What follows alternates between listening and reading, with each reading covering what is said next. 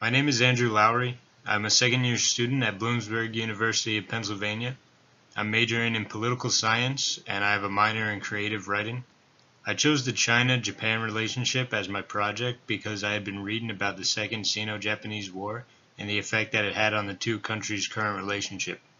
This made me curious as to what the current relations were outside of the war, and in short, the relationship is not good. It's tumultuous at best, but it is improving steadily. To help understand current relations better, I wanted to start with a little bit of historical context so that we can really understand the social problems between the two countries. In 1937, the year after Japan allied with Nazi Germany by signing the Anti-Comintern Pact, Japan went to war. They invaded mainland China and rapidly occupied domestic territory. They captured Shanghai, Beijing, and the then capital of the Republic of China, Nanjing. Nanjing is especially important historical event as it was the site of many atrocities and human rights abuses. The abuses included the indiscriminate killing of civilians and the mass systematic sexual assaults on women. This led to the occupation of the city to be known as the Massacre or the Rape of Nanking. The Japanese government and its people have repeatedly gotten into verbal conflicts with neighboring states over their commitment to not acknowledging past atrocities. An example of this would be the comfort women that Japanese soldiers took during World War II. But with China, the main problem is the Rape of Nanjing and its whitewashing in schools. Schools and textbooks in Japan often gloss over what happened during the country's occupation of mainland China, so even though students know that something occurred, many of them have a censored version of the events as compared to other countries. They don't know, haven't heard, or don't believe the truth in many cases. Furthermore, the government and prevalent skeptics within Japan often reject the severity of what occurred and refuse to apologize, either in part or in whole, to China for what happened. Whether or not an apology is required for past wrongs is up for debate.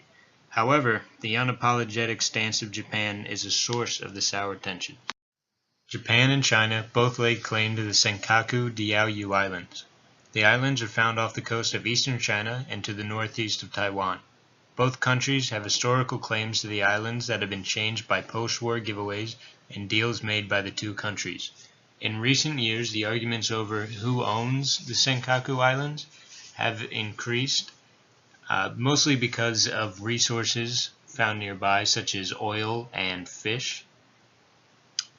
In 2012, Japan bought the islands from their private owners who were Japanese, which drew the ire of many Chinese citizens who thought the islands were rightfully their government's.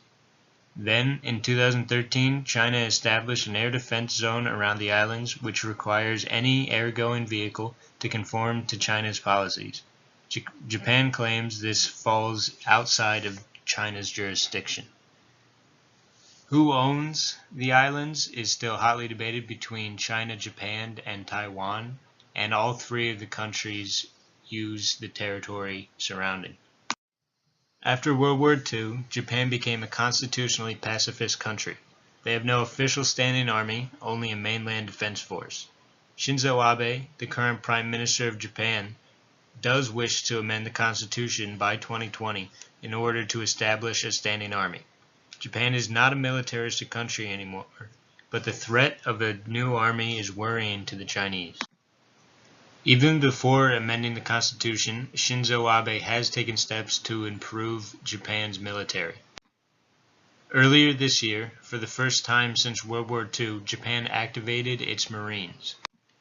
It did so at the southwest island of Kyushu.